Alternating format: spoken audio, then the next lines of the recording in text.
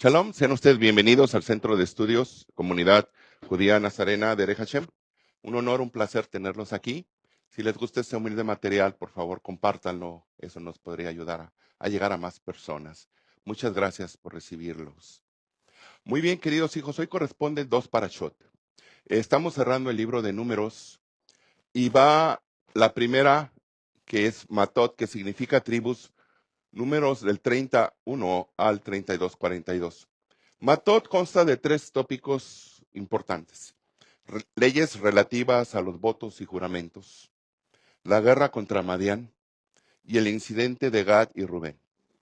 La segunda parashá que está unida a este Shabbat es Masei. Masei significa jornadas, viajes, y va de números 33:1 al 36:13. Lleva tres tópicos importantes: el itinerario de las jornadas de Israel en el desierto, el reparto de la tierra de Canaán y leyes de la herencia para las damas, para las mujeres. Les he de decir, hijos, que hubo pocos países o pocos pueblos en el Medio Oriente que consideró a la mujer como sujeto de herencia, que puede recibir herencia. Generalmente la mujer no recibía en otros pueblos nada, era siempre enfocado en el varón. En este caso, en la Torá, a la mujer la pone en una situación igualitaria con el varón para recibir herencia, lo cual es un gran avance legal para aquel entonces. Muy bien, vamos a enfocarnos hoy por hoy en dos cosas: en el incidente de Gad y Rubén y el itinerario de las jornadas de Israel en el desierto. Estos dos van a ser nuestros enfoques. Matot, que significa tribus en hebreo, es la porción semanal número 42 de la Torá y discute varias leyes que ya tocamos. La parashá se compone de 5,652 letras hebreas, 1,484 palabras hebreas, 112 versos y 190 líneas de un rollo de Torá. Vamos a ir tocando estas cosas. Nos vamos a enfocar ahora, queridos hijos, a Números capítulo 32.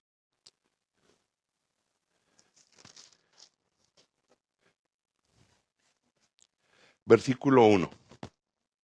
Voy a leérselos. Y los hijos de Rubén y los hijos de Gad tenían una gran cantidad de ganado, los cuales, viendo la tierra de Jazer y de Galad, les pareció una región muy buena para criar ganado. Y vinieron los hijos de Gad y los hijos de Rubén y hablaron a Moshe y a Eleazar, el sacerdote, y a los príncipes de la congregación, diciendo, y da el nombre de los príncipes, los cuales son 9. La tierra que el Eterno hirió delante de la congregación de Israel es tierra buena para ganado, y tus siervos tienen mucho ganado. Por tanto, si hallamos gracia a tus ojos, danos esta tierra a tus siervos, y no nos hagas pasar el Jordán. No nos metas a la tierra prometida. Danos esta tierra. Esta es la que queremos. Todo de esta manera. Entonces Moisés dijo lo siguiente: ¿vendrán ustedes a la guerra o van a dejar a sus hermanos que peleen la guerra de conquista en lugar de ustedes? Y después les viene una reprensión. ¿Cómo es posible que ustedes se quieran quedar aquí y no entren a la tierra prometida? ¿Qué es lo que está ocurriendo aquí? ¿Cómo es posible que después de batallar durante 40 años en un desierto inhóspito y llegar a las puertas de la tierra prometida, y al final estas dos tribus dicen, no queremos entrar a la tierra prometida, nos gusta esta tierra? Y van y se lo dicen a Moisés. ¿Cómo sintió Moisés esto? ¿Cómo sentirían que ustedes se esfuerzan grandemente por sus hijos, por llegarlos a una meta, y cuando están a punto de cumplir la meta, dicen, esto no es para mí, me gusta este lugar, quiero quedarme aquí, no pasar más adelante? ¿Cuál sería la reacción de nosotros? Frustración, decepción. Ahora, fíjense ellos cómo lo plantean. Vamos al capítulo 32, versículo 22. 32, versículo 16. Vamos a verlo. Entonces ellos se llegaron a Moisés y le dijeron, edificaremos aquí corrales para nuestros ganados y ciudades para nuestros niños. ¿Qué están viendo ahí? ¿Cuál es el orden? Primero el ganado, luego los hijos. ¿Cuál era el enfoque? ¿Cuál era su principal tesoro en su corazón? Las riquezas, lo material. La familia para ellos era secundaria. Ahora vamos a ver la respuesta de Moisés. Después de una negociación, Moisés responde de esta manera. Edifíquense ciudades para vuestros niños. Capítulo 32, 24, hijo. Ahora, vean ustedes, ¿ok? Vean, edifiquen ustedes ciudades para sus hijos y corrales para sus ovejas. Y hagan lo que hemos acordado, lo que ha salido de su boca. ¿Qué hizo Moisés? Les corrigió la plana, pero sin un regaño. O sea, simplemente al contestar, puso las cosas en su lugar. Ahora, ¿ellos captaron el mensaje? Vamos a ver la respuesta de ellos. Muy bien, 32, 26. Y ellos contestan así. Nuestros niños, nuestras mujeres, nuestros ganados y nuestros animales estarán aquí en las ciudades de Galaad. ¿Entendieron el reproche? Por supuesto que lo entendieron. Muy bien. Ahora vamos a ver lo que dice el Midrash. Averiguando sobre este incidente, encontré varias cosas sumamente interesantes. Muy bien. Un Midrash dedujo de Números 32, 1, que los rubenitas y los gaditas eran muy ricos y poseían enormes rebaños de ganado, pero amaban tanto sus posesiones que se separaron de sus hermanos israelitas y se establecieron fuera de la tierra prometida. Como resultado, se convirtieron en las primeras tribus en ser llevadas al exilio, como informa el primer libro de Crónicas, capítulo 5, versículo 26. Se los voy a leer. Este incidente que les platico ocurre en el año 1500, antes de la era común. Es cuando Israel inicia la conquista. En el año 700 llegó un nuevo imperio semita llamado Asiria. Y Asiria conquista la parte norte de Israel. ¿Cuáles tribus ustedes creen que se llevó primero al exilio y ya nunca jamás volvimos a saber de ellas? Vamos a ver lo que dice. En el primer libro de Crónicas, capítulo 5, versículo 26, dice lo siguiente. Por lo cual el Dios de Israel excitó el espíritu de Pul, rey de los asirios, y el espíritu de Tiglat-Pileser, rey de los asirios, el cual deportó a los rubenitas y a los gaditas y a la media tribu de Manasés y los llevó a Jalaj, lo que hoy es Samarcanda, a Jabor, a Jará y a río de Gozán hasta hoy. Entonces, ¿cuáles fueron las primeras tribus que fueron deportadas y perdimos contacto de ellos? Rubén y Gad. Ustedes pueden ver que una mala decisión, al final de cuentas, trae consecuencias. Otra cosa, no sé si ustedes notaron. ¿Quién es el primogénito de Jacob? Rubén. Muy bien. Y Gad era posterior, nace después. Sin embargo, aquí es mencionado primeramente Gad y luego Rubén. ¿Por qué? ¿Por qué primero se menciona a Gad y luego a Rubén? Si Gad era de los hijos del medio. ¿Por qué se menciona posterior a Rubén? También en su nivel de espiritualidad, ¿cómo era? Muy bajo, muy bajo. Ellos se enfocaban simplemente en lo material. Y queridos hijos, es una gran enseñanza para nosotros. Cuando nosotros nos enfocamos 100% en lo material y valoramos y nos identificamos con lo material, o sea, Lo que a mí me define es mi casa. Lo que a mí me define es mi automóvil. Lo que a mí me define es el puesto laboral que yo tengo. ¿Cuál es nuestro enfoque? 100% material. Ahora vamos a ver lo que dice otro Midrash. De manera similar, un Midrash enseñó que los rubenitas y los gaditas apreciaban sus propiedades más que la vida humana, poniendo su ganado antes que sus hijos. Cuando le dijeron a Moisés en Números 32:16, edificaremos aquí rediles para nuestro ganado y ciudades para nuestros hijos. Moisés les dijo que sus prioridades estaban equivocadas y que debían hacer primero las cosas más importantes. Cuando Moisés les dijo en Números 32:24, edifiquen ciudades para vuestros niños y rediles para vuestras ovejas. Cosa que ya vimos también. Muy bien. Hay otro Midrash. Muy bien. El Midrash hay otro Midrash que ve las cosas de una manera más diferente.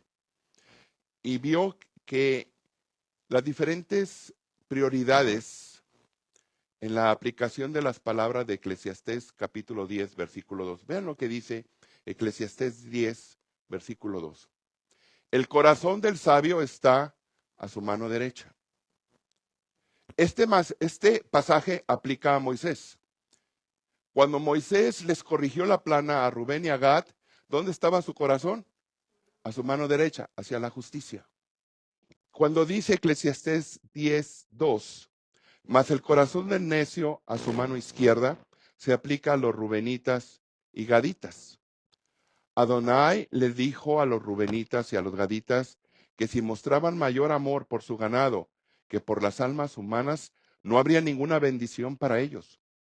Por lo tanto, en Midrash vio en su destino la aplicación de las palabras de Proverbios 20:21. Vean lo que dice Proverbios 20:21. Los bienes que se adquieren deprisa al principio no serán al final bendecidos. Las riquezas que se adquieren deprisa, rápidamente, no serán al final bendecidas. Y este es el error que a veces muchos padres y madres cometemos. Le decimos a nuestras hijas, hija, cásate con un hombre que tenga dinero. ¿Cuál es la prioridad? El dinero. ¿Por qué no le dice, hija, cásate con un hombre que ame a Dios? Cásate con un hombre que sirva al Eterno.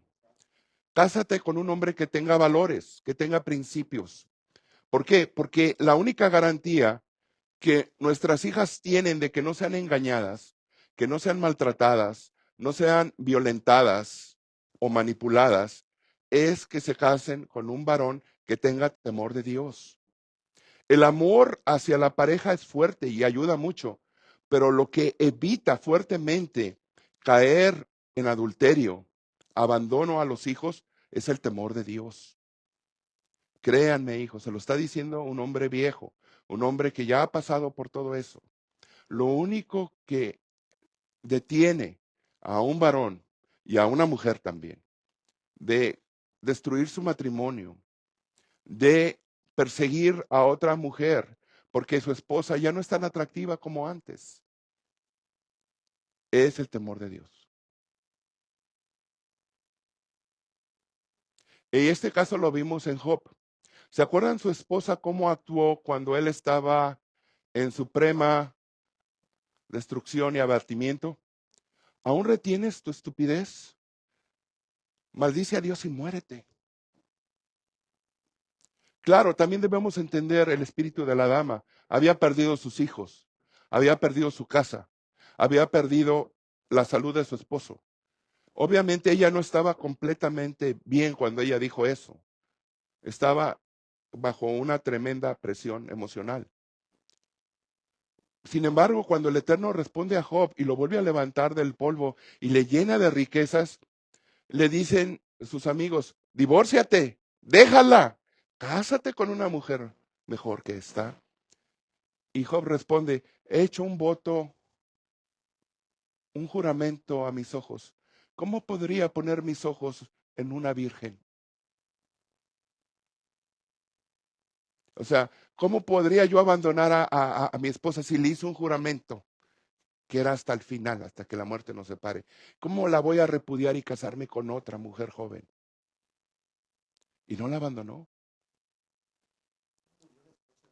No, no. Sin embargo, hay una cosa triste. Aquí Gabriel está preguntando si ella murió. En cierta forma sí, porque el nombre de ella no aparece en las escrituras. ¿Observan? Cuando el nombre de una persona es borrado, es porque hay una consecuencia espiritual. O sea, originalmente el nombre sí iba a aparecer, porque aparece el nombre de sus hijas, pero no aparece el nombre de su madre. ¿Por qué? Muy bien. Entonces se dan cuenta, hijos, que el incidente de Rubén y Gad, ellos pensaron desde el punto de vista razonable, desde el punto de vista humano, desde el punto de vista de beneficio económico, lo que les favorecía, y tomaron una decisión aparentemente muy buena. Tenemos ganado y esta tierra es buena para ganado. No necesitamos más. Pero lamentablemente fue la primera tribu que es llevada al destierro. Para Moisés fue una bofetada. ¿Por qué? Porque ante las puertas de la tierra prometida, 2 tribus deciden no entrar. Sin embargo, hubo un acuerdo. También quiero decirles que no todo estuvo mal. Ellos dijeron, bueno, vamos a dejar a nuestros hijos, a nuestras hijas, a nuestras esposas, y vamos a ir a la guerra con Israel. Y no vamos a regresar hasta que termine la conquista. Fue un acuerdo. Y, y Moisés lo permitió, lo toleró. ¿Por qué lo permitió Moisés? ¿Por qué creen ustedes que Moisés permitiría un acuerdo así? Número uno, porque eran adultos y siempre se respeta la opinión de un adulto, aun cuando pueda ser equivocada. Ese es un problema, hijos, que muchas congregaciones religiosas tienen. Trata a los adultos como niños, como si fueran niños descerebrados o personas con un grave retraso. Y no los tratan como adultos, como debe ser. Por supuesto, el dirigente tiene que dar ejemplo, tiene que dirigir. Pero al final de cuentas, las personas deciden. Pero también las consecuencias, las personas las sufren, buenas o malas. Eso tuvo que hacer. Necesitaban gente para la guerra. Y también el acuerdo era que todos iban a entrar a la conquista. Y Moisés se lo señala, les dice, van a ir ustedes a la guerra. ¿O cómo es posible que ustedes se quedan aquí muy contentos cuidando su ganado mientras todo Israel va a la guerra? Y esto es un también grave reprocho actualmente, hijos, para congregaciones ultraortodoxas en Israel. Han de saber que muchas congregaciones ultraortodoxas, los miembros no trabajan, viven de la caridad pública. Y cuando Israel entra en guerra, sus hijos no van a la guerra, son exentos. Este es un grave reproche para ese tipo de congregaciones. ¿Por qué? O sea, ¿cómo es que quieres todos los beneficios, pero ninguna de las responsabilidades? ¿Lo ven, hijos? Entonces, este es un reproche para nosotros en todo el tiempo. Aquí en este mapa, ustedes pueden ver, hijos, donde esta es la tierra de Canaán. Ahora, ustedes van a notar que cuando Moisés reparte la tierra, van a notar algo muy, muy interesante. En este mapa, ustedes ven que la tierra de Israel es relativamente pequeña. ¿Observan? Es sumamente pequeña. Sin embargo, en la promesa que el Eterno le hace a Abraham, Israel llega hasta el río Éufrates. Este es el mar Mediterráneo. Este es Israel. Acá está el río Éufrates. Israel llega hasta acá. Y llega con la frontera con Egipto y hasta el río Éufrates. O sea, prácticamente, bueno, esta es una cuestión teológica. A Abraham se le promete el gran Canaán. O sea, desde el mar Mediterráneo hasta el río Éufrates, lo que hoy es Irán, Irak. Eso se le promete a Abraham. Es lo que se llama el Gran Canaán. Sin embargo, en la conquista, nada más se les da prácticamente la zona costera. ¿Por qué existe el pequeño Canaán y el Gran Canaán? ¿Por qué esa diferencia? A Abraham se le promete un país del tamaño de Canadá, pero recibe sus hijos, su descendencia, un país no más grande que el estado de California en Estados Unidos. ¿No hay una contradicción? Mario, ¿qué opina usted? ¿Por qué hay esta contradicción? El Eterno promete a Abraham un gran terreno, un país del tamaño casi de Canadá, pero le da, en realidad, cuando llega la conquista, un país del tamaño de las 3/4 partes, digamos, de California, por decirlo a grosso modo. ¿Por qué? Hijos, sí hubo una época en que Israel tuvo este terreno. Y les voy a decir en qué época, en la época del rey David. David llegó y después Salomón tuvo esto. Y después el Gran Canaán se pierde hasta la actualidad. Ahora, hay una cosa. Teológicamente hablando, hijos, el Gran Canaán va a ser dado, pero después de la resurrección. Porque dice que este terreno será dado a ti, a Abraham. O sea, eso significa que Abraham debe resucitar, igual que Isaac y Jacob, para recibirlo. Y esto es lo que se llama, ¿verdad?, el reino de David. David reinó grandemente. Bueno, entonces hemos aprendido, hijos, de este incidente, que en el momento en que tú tomas una decisión en base a la económica y dejas a un lado a tu familia y a tus bendiciones que el Eterno te ha dado, automáticamente a la larga los resultados no van a ser buenos. Ok, hijos, número 1. Ahora vamos a ver otra situación. ¿Qué les parece? Vamos a hablar un poquito acerca de la otra parasha. En la siguiente parasha, queridos hijos, van a ver algo sumamente interesante. Vamos a hablar de Masei. Masei está en el capítulo 33 del libro de Números. Masei en hebreo significa jornadas o viajes o estaciones. Esta es la parasha número 43 del año. Y va, como ya dijimos, de Números 33:1 al 36:13. En ella se analizan los viajes de los israelitas en el desierto, las instrucciones para tomar la tierra de Israel y las ciudades para los levitas y las ciudades de refugio. Y también habla del incidente de las hijas de Zelofejat, que posteriormente serviría para las leyes de la herencia para las mujeres. Nos vamos a enfocar un poquito. Cuando ven el capítulo 33 del libro de Números, ven ustedes una enorme lista de las estaciones. Si ustedes las cuentan, van a ver que son 42 estaciones. Y ustedes dicen, bueno, ¿a mí qué me interesa? ¿A mí de qué me sirve una lista del peregrinaje de Israel en el desierto? ¿De qué me sirve? ¿Qué enseñanza tiene esto para mí? Es una pregunta lógica, ¿no? ¿A mí qué me interesa un incidente que ocurrió, una peregrinación que ocurrió hace 3,500 años? ¿De qué me sirve? ¿De qué me sirve? Bueno, esta pregunta ha sido contestada a lo largo de los 3,500 años que tenemos de judaísmo. Maimónides, el gran rabino cordobés, dijo lo siguiente: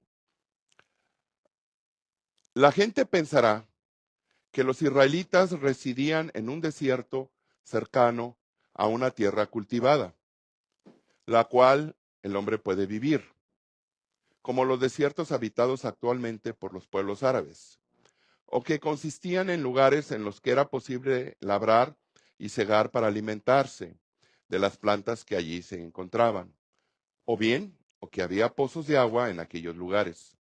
Por lo tanto, todas estas fantasías son refutadas y la relación tradicional de todos estos milagros es confirmada a través de la enumeración de estas estaciones o paradas. Y de esta manera todos sabrán los milagros que el Eterno realizó para Israel. Vamos a ver. Hijo, ¿te puedes buscar fotografías del desierto de Kadesh? ¿Verdad? Y también en actuales, no ha cambiado mucho el clima, para que podamos ver muy bien. Entonces, mucha gente de decir, pues qué chiste tuvo. En verdad no ocurrió ningún milagro. Lo que hizo Israel fue, suponiendo que esta era una tierra fértil, Israel se la pasó bordeando tierras fértiles. Por eso tenía agua y tenía comida y tenía pasto para su ganado. No estaba en un desierto. Eso es falso. Ellos siempre estuvieron bordeando tierras fértiles. No había ningún incidente. Pero ¿esa es una tierra fértil? ¿Ven? ¿Ustedes creen que podrían alimentar miles de cabezas de ganado ahí? Entonces el Eterno nos dice, miren, para que ustedes no vayan a suponer ni que les pase por la cabeza que fue un paseo en el parque, les doy todas las estaciones para que ustedes las puedan ubicar en el mapa. Para que ustedes vean que no es un paseo en el parque, les estoy dando todas las estaciones donde Israel peregrinó y ubiquen en el desierto dónde están ellas. Y pueden ver que era una tierra inhóspita. Era una tierra que nada más a través de la mano del Eterno podía servir. Ahora, aquí viene algo sumamente interesante, hijos. Si vamos a suponer que el pueblo de Israel, voy a exagerar mucho el número. Cuando se inicia la conquista, Moisés les pide a cada tribu que den 1000 hombres, 1000 soldados escogidos. Esto fue contra la guerra contra Madián. En total 12,000. Aún para la época era un gran ejército. ¿Están de acuerdo? Por supuesto. Actualmente es un gran ejército. En la época era también. Pero dice que estos eran escogidos, no eran todos los varones de Israel. Pero vamos a suponer, hijos, que en esa época Israel tenía 100,000 personas. Muy bien. Y tenían gran cantidad de ganado. En el desierto, una persona para sobrevivir necesita beber aproximadamente 9 litros de agua al día para sobrevivir. Pero los animales consumen más, ¿verdad? Vamos a suponer, vamos a dar un promedio de 15 litros. ¿Qué es más? Una vaca bebe mucho más, 15 litros. Y vamos a suponer que tenían 10,000 cabezas, que es poco, tenían más. En total, todo el pueblo. Muy bien. Entonces aquí estamos viendo que ellos necesitaban diariamente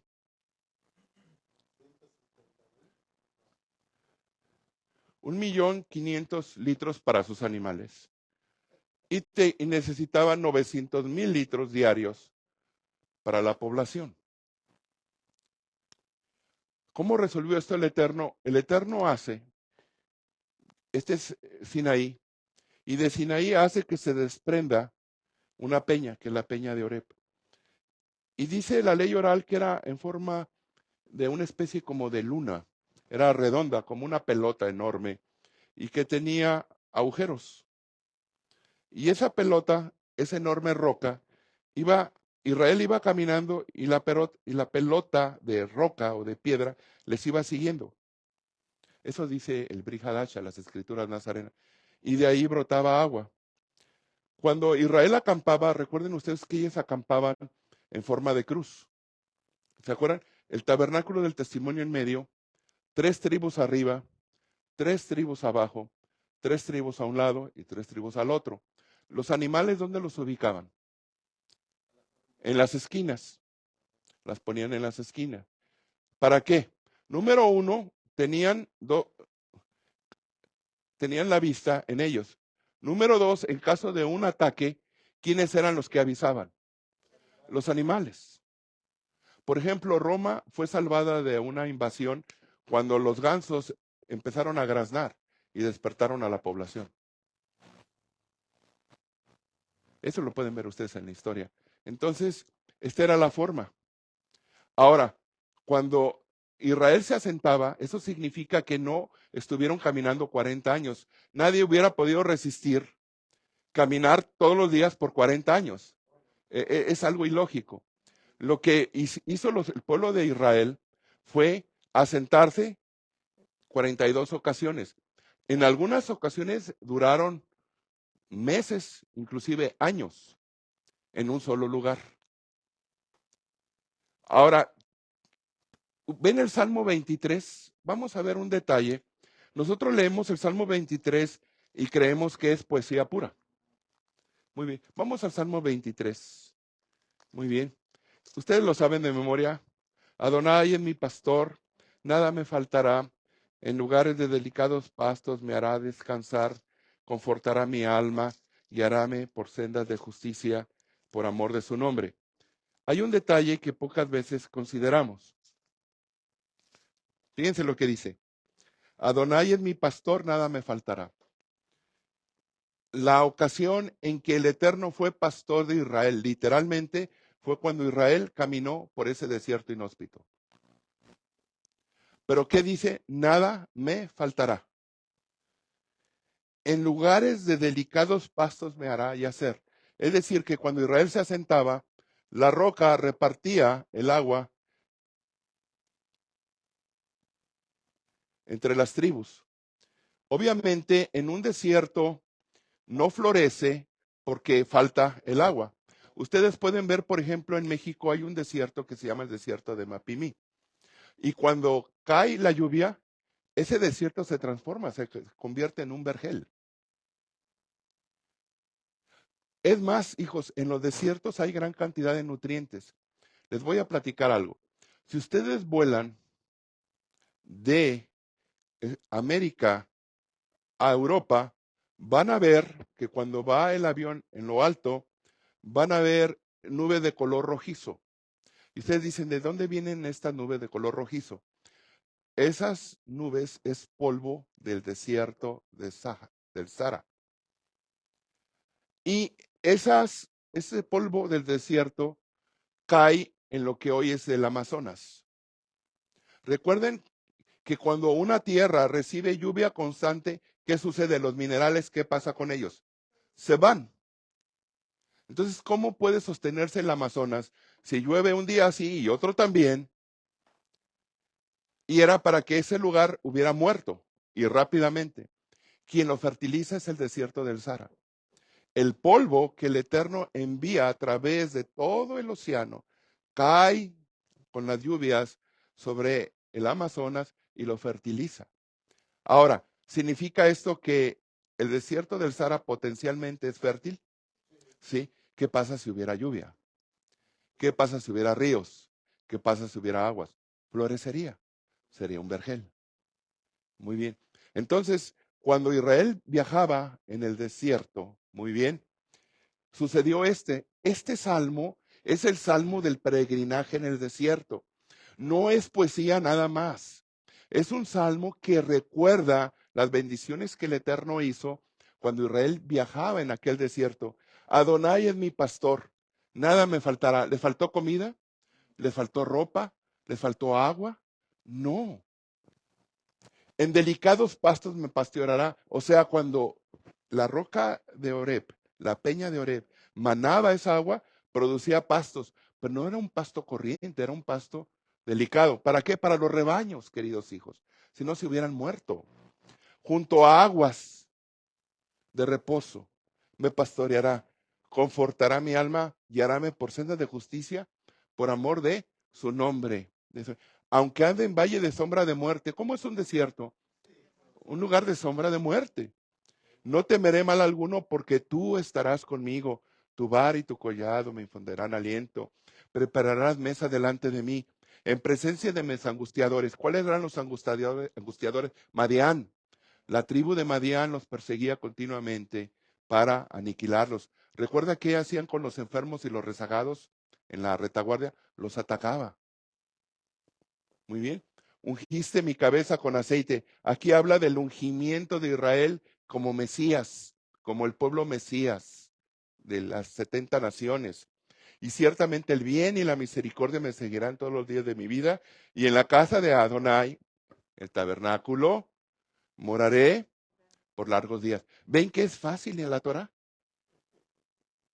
¿Observan? Podrían haber estado años. Ahora, les voy a dar lo que dice otro Midrash. En Midrash, hay otro Midrash que dice lo siguiente. Otro Midrash registra un punto de vista diferente. El santo bendito es, dijo a Moisés, recuérdale todos los lugares donde me provocaron. La ambivalencia del Midrash está justificada por las escrituras que dan fe en ambas motivaciones, para recordar la estancia en el desierto. Vamos a ver, para probar esto, Deuteronomio capítulo 8, versículo 14 y 16. Si la hermana Ripka me lo lee, por favor. O sea, entonces ya estamos aquí tenemos dos puntos de vista. Deuteronomio 8, 14 al 16.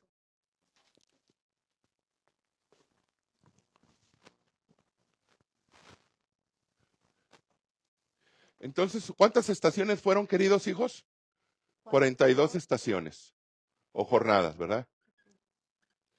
Muy bien. Dice, enorgullezca tu corazón y te olvides de Hashem tu Eloa, que te sacó de tierra de Egipto de casa de servidumbre. Muy bien. ¿Qué más?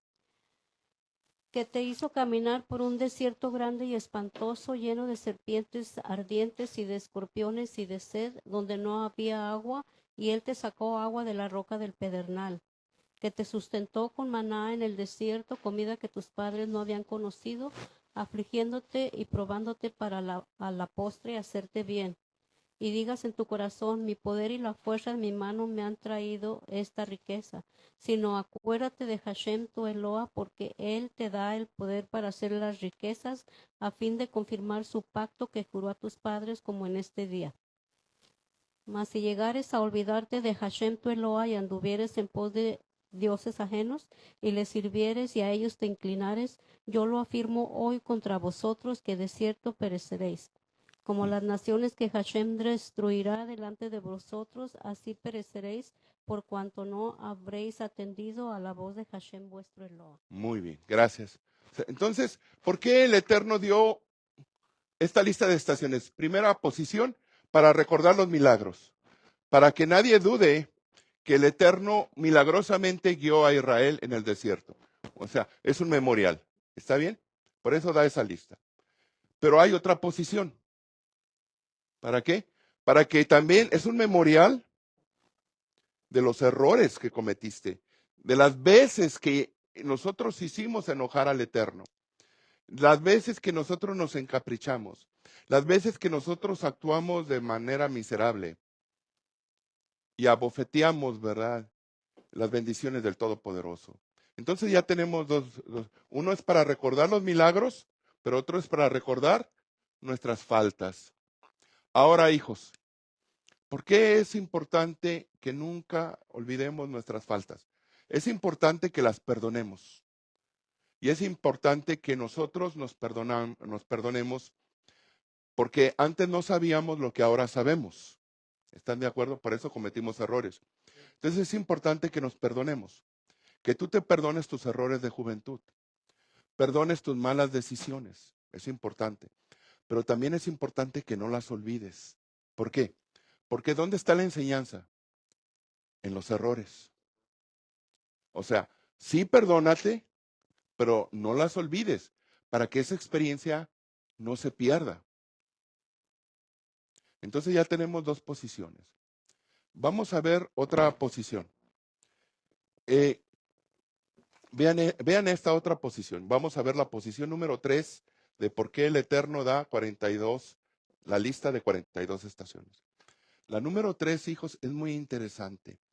Muy bien, es una interpretación, queridos hijos, etimológica. ¿Qué es eso de etimológica? La etimología estudia el significado de las palabras, el origen de las palabras. Eso significa, queridos hijos, que cuando tú tomas la lista de las palabras y las vas interpretando, buscando su significado, empieza a formar frases, empiezan a formar mensajes, oraciones. Muy bien. Y les voy a dar un ejemplo. ¿Ok?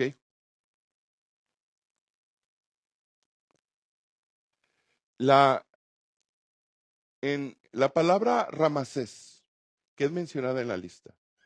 Ramasés. Muy bien. Y otra palabra que aparece ahí es Sukkot. ¿Ok, hijos? La palabra Ramasés, si se analiza desde el punto de vista de la gematría, ustedes se recuerdan la palabra gematría o gematria, como lo quieran pronunciar, es lo siguiente. Cuando ustedes ven las letras, por ejemplo, las letras hebreas, esas letras también son números.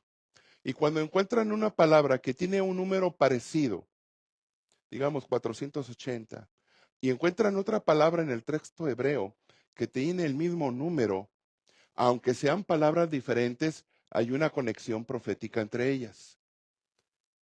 Eso se llama el análisis gemátrico. Ahora bien, cuando ustedes ven la palabra Ramasés, el valor en hebreo es 430. Cuando ven la palabra Sukkot, muy bien, es 480.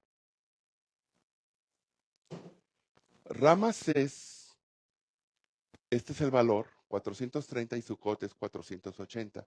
Pero hay una palabra hebrea que tiene el mismo valor, que es la letra o el nombre de Nefesh. ¿Qué es Nefesh? Alma. Igual.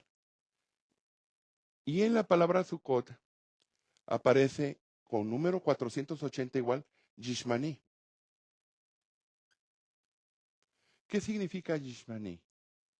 ¿Qué significa? Me escuchará. Entonces vamos a ir haciendo las frases, ¿verdad? Vamos a hacer la frase. Tu alma me escuchará.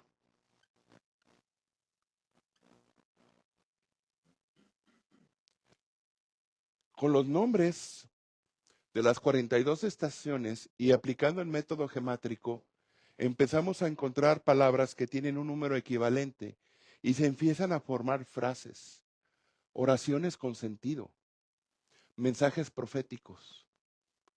Nada más con dos palabras, vean, reconstruimos, tu alma me escuchará.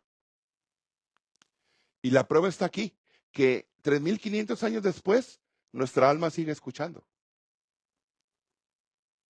Porque la palabra del Eterno no vendrá el vacía, sino que va a dar fruto.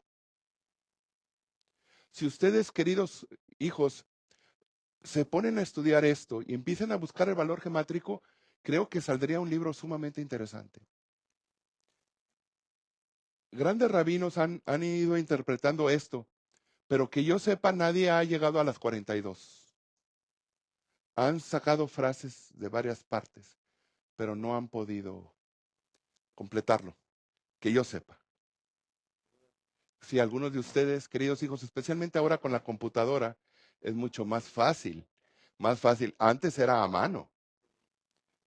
Sí, ir contando. Ok. Pues ahí tienen un reto.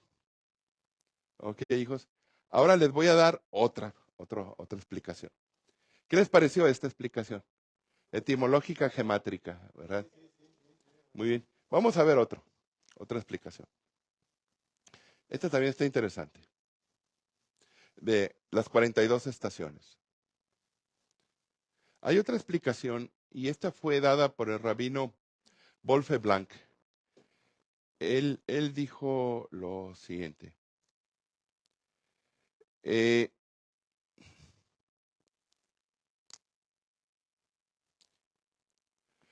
las 42 estaciones son una carta profética. ¿Por qué? Porque el número 42, ¿a qué le recuerda, hijos?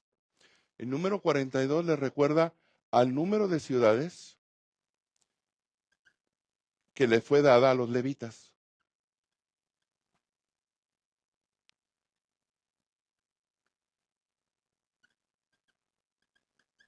Entonces hubo 42 estaciones y en esas 42 estaciones el Eterno no destruyó a Israel completamente, fue por misericordia.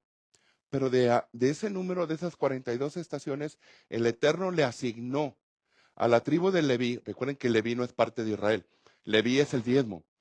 Leví es del Eterno. Le asigna cuántas ciudades para que vivan? 42. Para que cuando se te olvide lo que el Eterno hizo por ti, vayas a esas ciudades y le digas al levita, explícame lo que el Eterno hizo por nosotros en el desierto. Es para eso. Para que no se les olvide. Muy bien. Y quiero decirles, hijos, que las palabras de nuestras padres, de nuestras madres, de nuestras abuelas, tarde o temprano, aunque cuando seamos adolescentes no les ponemos atención y las despreciemos o nos burlemos o las ignoremos, ya cuando somos viejos las valoramos. Yo a veces, cuando yo estaba, mis hijos eran pequeños, me veía a mí mismo repitiendo las mismas frases de mi abuela o de mi madre. Y yo decía, mira nomás, ahora estoy repitiendo las mismas palabras. Y por primera vez entendí lo que es ser hijo cuando eres padre. Así es. Lamentablemente un poquito tarde. Lamentablemente, ¿verdad? Ok, hijos. Ahora vamos a ver otra explicación. ¿Les parece bien? Ok, y entonces ya, ¿cuántas hemos visto ahora? 4. Vamos a ver la quinta. Ok, esta explicación la dio un rabino que vivió en Alemania allá por el 1270 al 1343. Y fue este rabino, era que nació obviamente, era Baal Haturim. Él dijo lo siguiente: los nombres que aparecen en esta lista no son nombres literales. Vean, es el punto de vista de él. Sino tienen un significado histórico de eventos sucedidos durante el peregrinaje. El Baal Haturim decía que la mayoría de las veces los nombres no son lugares, sino vocablos hebreos que recuerdan eventos que pasaron en cada jornada. Por ejemplo, al salir de Egipto, los israelitas fueron de Ramesés a Sucot, que ya lo analizamos. Sucot significa refugio, cobertizo, amparo, indicando que ellos empezaron a viajar bajo el refugio, bajo el amparo de la columna de nube, o sea, la presencia y la protección divina. Este rabino dice otro diferente, no son nombres literales, esos nombres fueron asignados por la tradición hebrea, por el Eterno, para recordarnos eventos históricos importantes. Y esto es cierto, hijos. ¿Recuerdan ustedes cuando llegan los hijos de Israel a un lugar donde había aguas amargas? ¿Cómo se le llamó ese lugar? Mara, que significa ¿qué? Aguas amargas. O sea, ¿ese lugar se llamaba Mara? No, se le asignó cuando Israel llega. ¿Tiene que ver esto con la explicación del rabino Baal Haturim? Sí, coincide, coincide. Y incluso hay otros lugares donde se dice, y ese lugar el Eterno le llamó porque en ese lugar tentaron al Eterno. ¿Recuerdan? O sea, no eran nombres per se, eran nombres que les fueron asignando de acuerdo a eventos históricos importantes. Esta es otra posición, esta es la explicación histórica. Muy bien. Bueno, hijos, hemos analizado esto y ahora viene aquí algo sumamente interesante. Vamos a tratar de compactar esta enseñanza, pero vamos a verlo de otra perspectiva. Miren, hijos,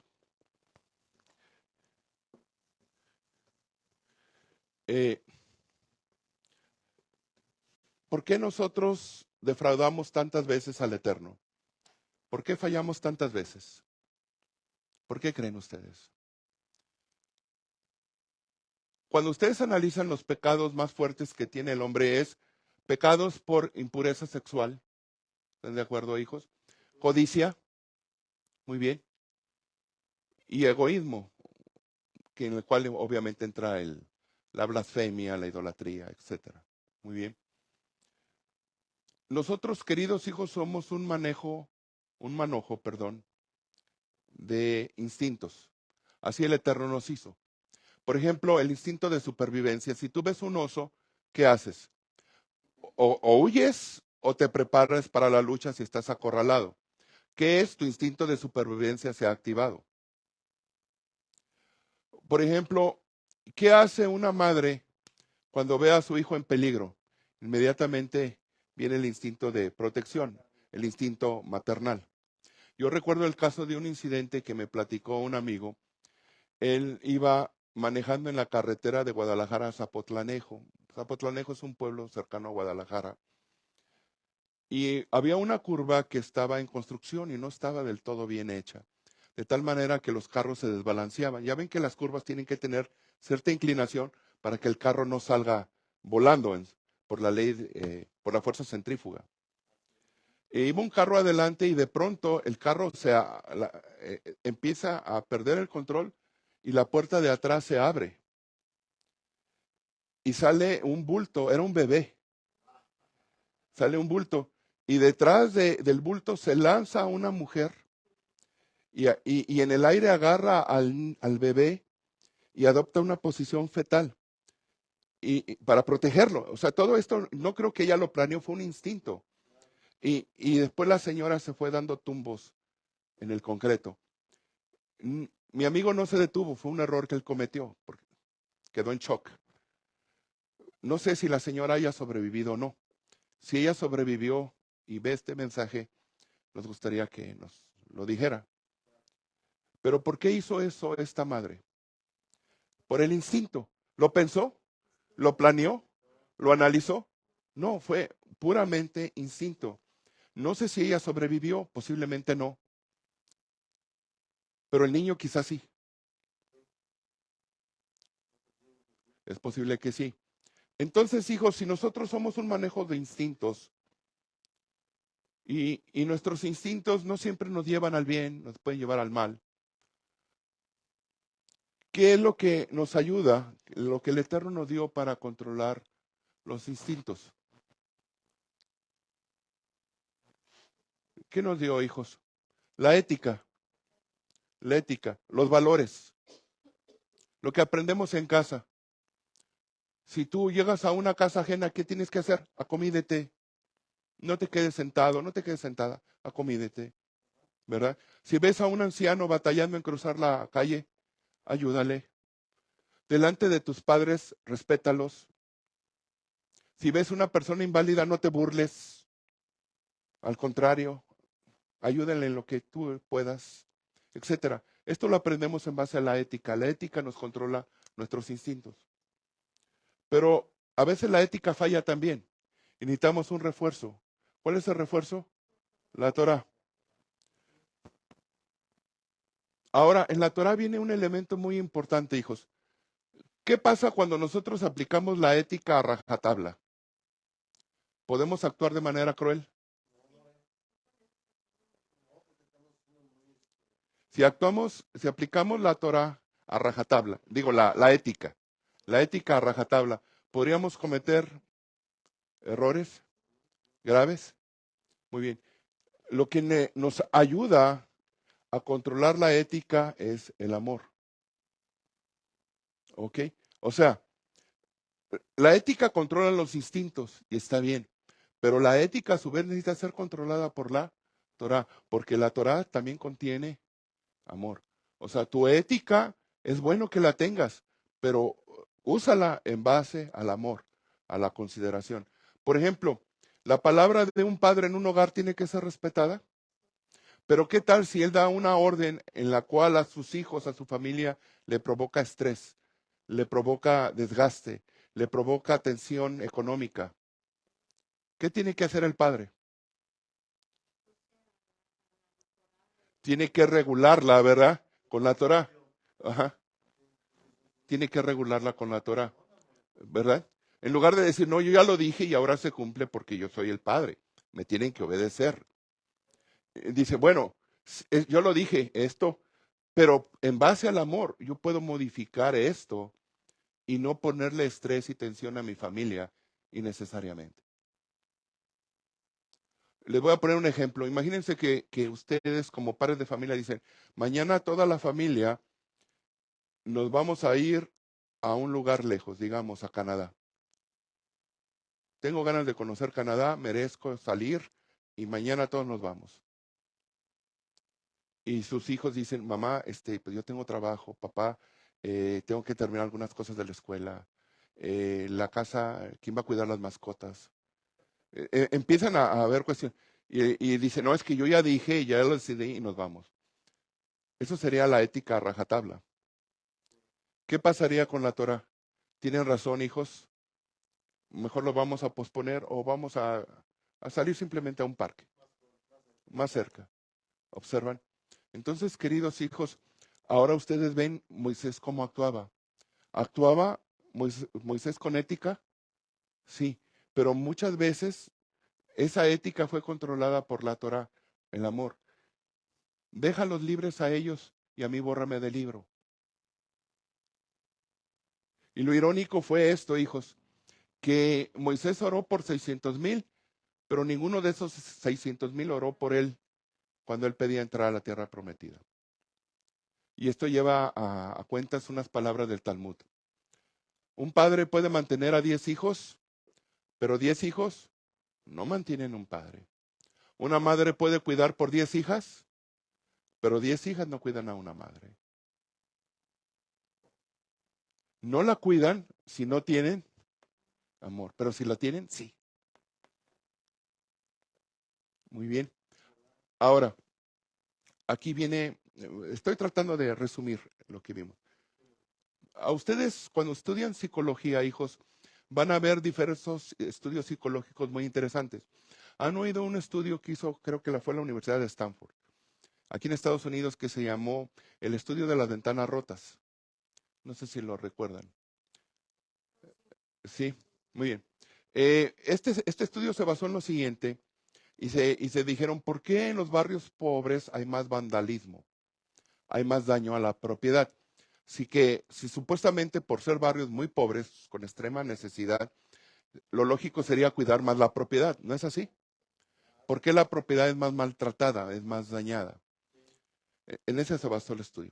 Entonces llevaron un carro usado, pero en buen estado, y lo dejaron en Nueva York, en la ciudad de Bronx. Este estudio fue alrededor de los 70s, o sea, ya hace tiempo. En esa época, el barrio de Bronx era un barrio considerado de alta criminalidad.